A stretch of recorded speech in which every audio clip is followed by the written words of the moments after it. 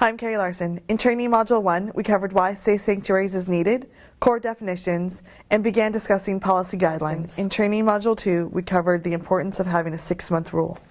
The 6-month rule is the length of time an active volunteer should be a part of your church before participating in children or youth ministries.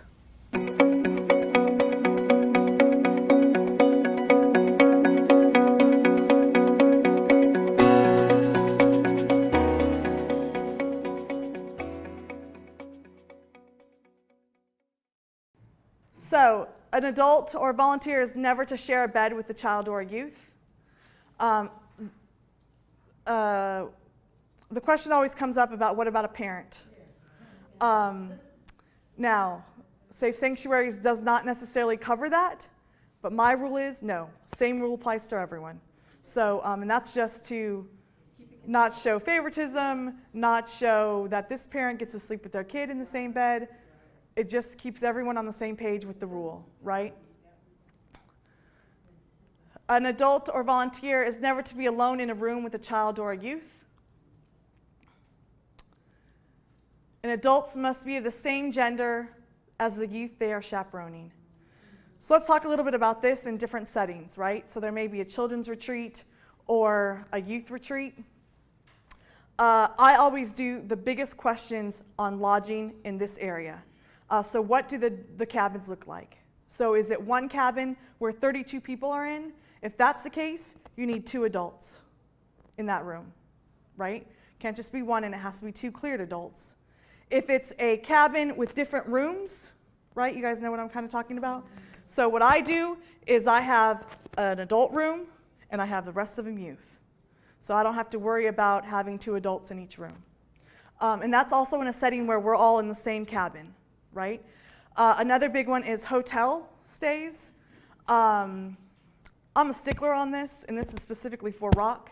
Any contract that I sign for my youth to stay at a hotel, I demand that we are on the same floor. If you want me accountable for my youth, you put me on the same floor. Now, that takes courage. It takes an argument every year.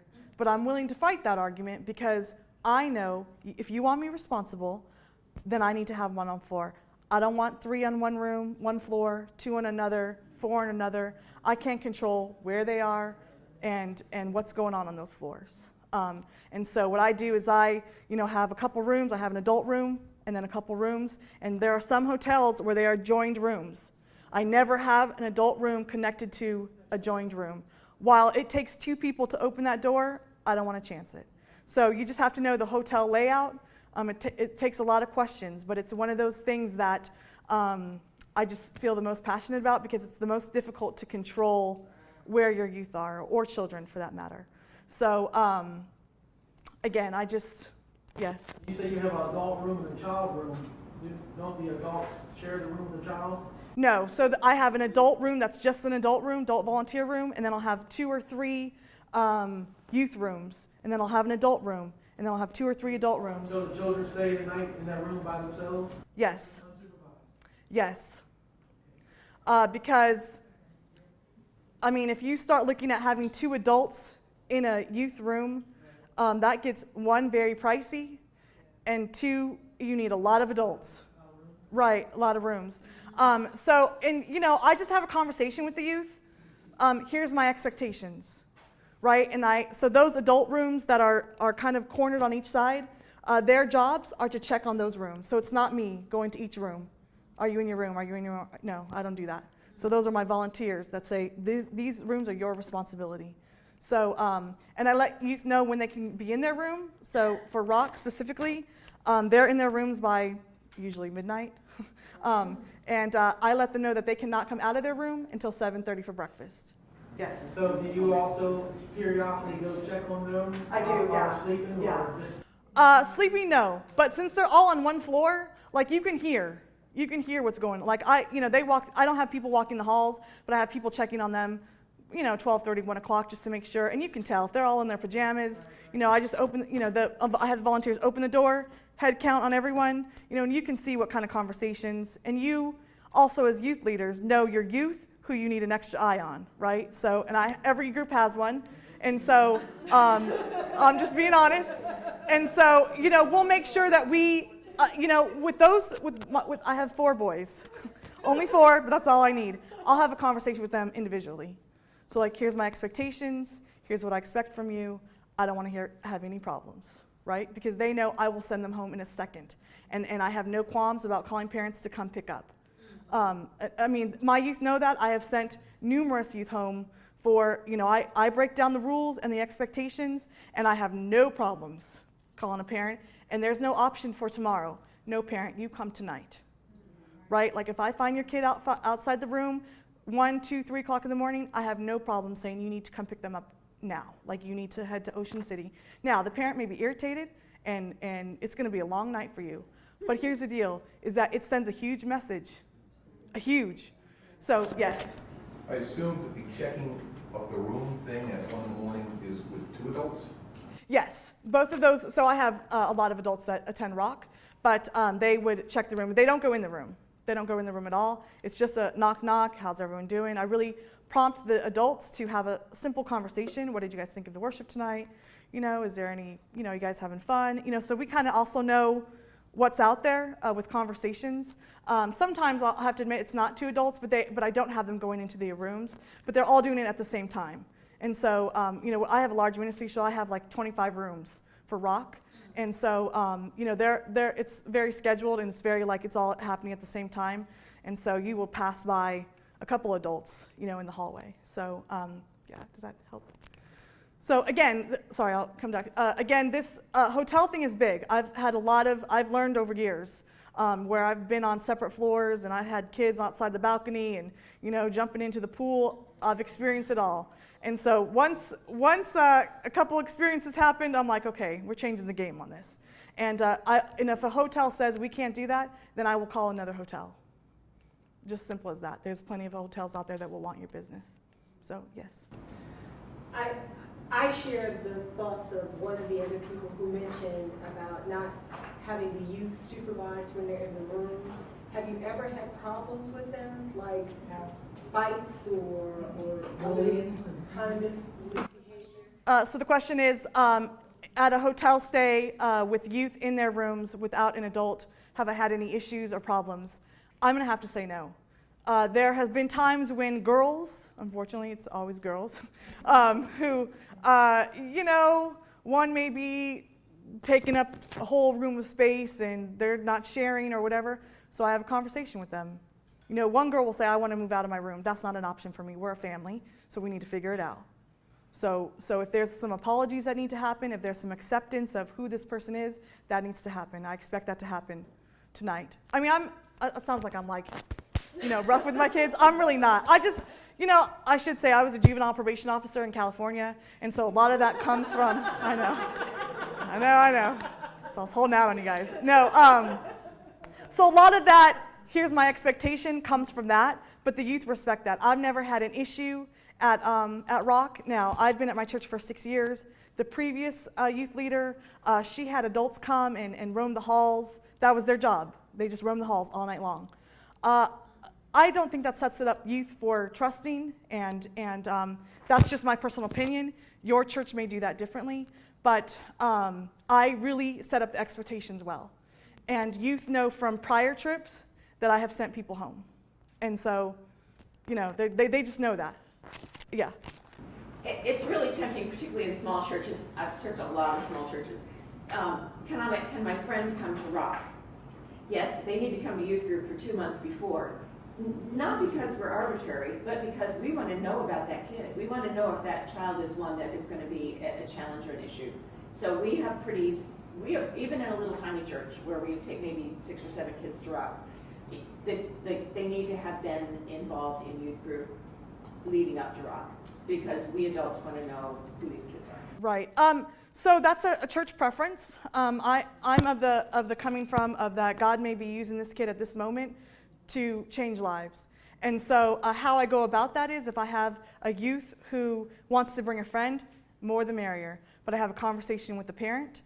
On our registration, I have a part where if there's any struggles that the teen is currently struggling with, that can be anxiety, that could be a boyfriend breakup, and I really kind of spell that out there. So that gives an opportunity for parents to say, look, my kid struggles with anxiety, my kid just broke up with so-and-so, and she's struggling with that.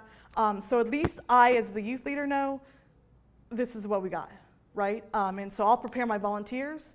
Like, we need to just, let's check in. Let's do some couple time check-in and just making sure that she's, or he or she is incorporated well, is having a good time, those kinds of things. So again, that's a church preference about, the question was about youth coming to events. I would not just say Rock, but any retreat, right?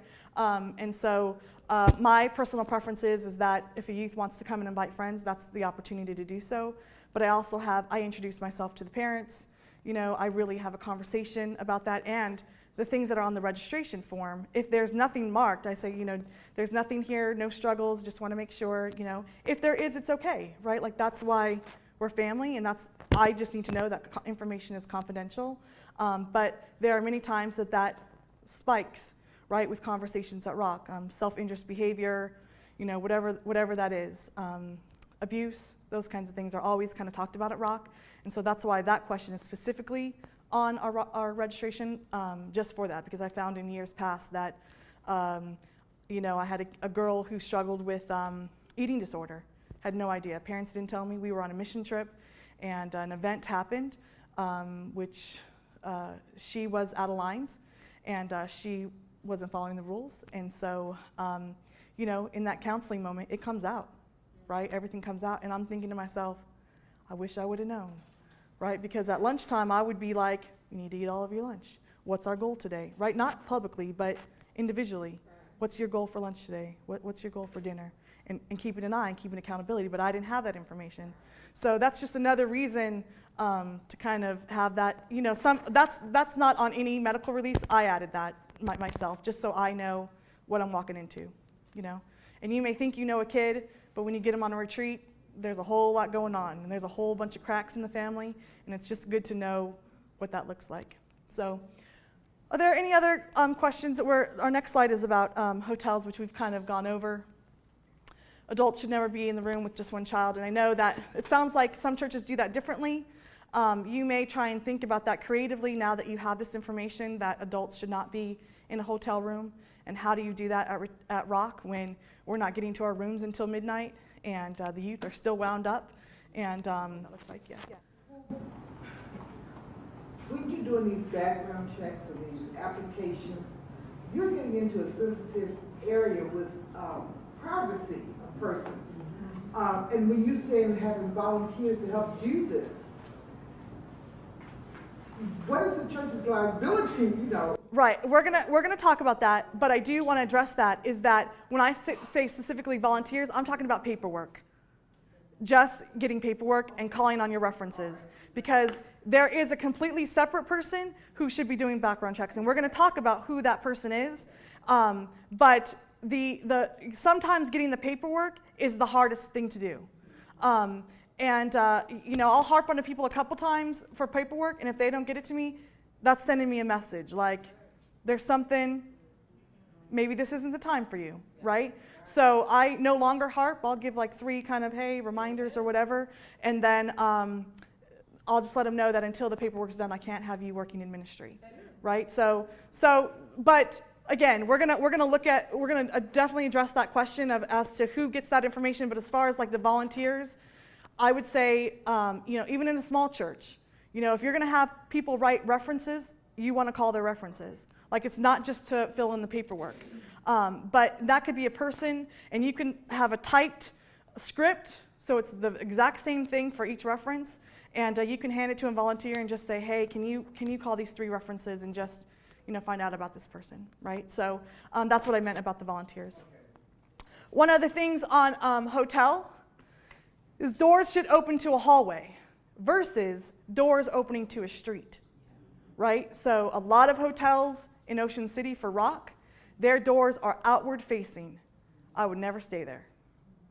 Why? Because kids they can easily go out in a door that's facing the hallway, but I'd rather know that they're at least in the hotel versus walking the beach, right? So it's just another question to ask and that's for children's ministry. There's a lot of churches that do children's retreats and those kinds of things. I don't know if they go to hotels, but it is just a question to ask, to be aware of. and let's just say it's the cheapest hotel, it works in your budget, and that's what you got to work with, that's your choice, right? And so then you start figuring out how to keep your kids safe. And what does that look like for you, you know? Some churches put tape, masking tape on the door, and so, but that means someone's got to get up early enough to make sure that the tape wasn't, you know, broken. Again, that's, you know, your team's creative process for how that works and what that looks like for your guys' ministry.